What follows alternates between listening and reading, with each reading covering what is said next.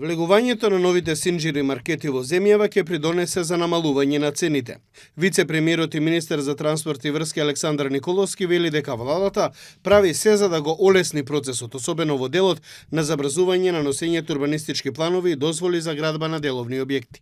Менуваме правилник со кој што правилникот возможуваме побрзо да оди урбанизацијата со цел да можат да се градат нови маркети и да се создаде конкуренција.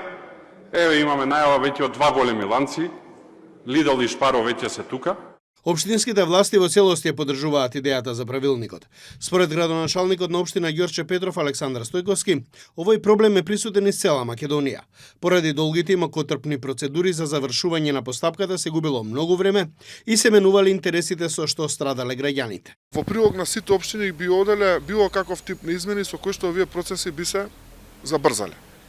Јас верувам дека добро е лоциран проблемот од страна на вице-премиерот и на владата и се надевам само дека во најскоро можно време ќе изнадат некое решение со што би убрзале, би го забрзале, забрзале реализацијата на измените на постојани некои детални урбанистички планови каде што има интерес за изградба на ваков тип на објект. Според моменталната состојба, граѓаните трпат, бидејќи маркетите со низа постапки ја триплираат цената од онаа која ја добиваат како влезна.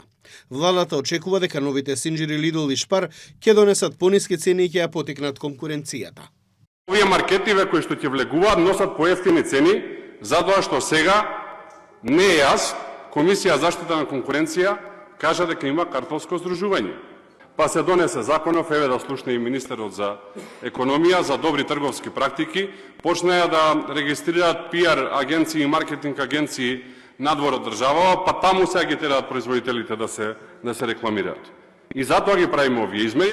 Претходно, Комисијата за заштита на конкуренцијата изрече казни за картелско здружување на маркетите. Тие пред 1 година открија дека делот поголемите трговци се договориле за зголемување на цените, со што го прекршиле законот за заштита на конкуренцијата.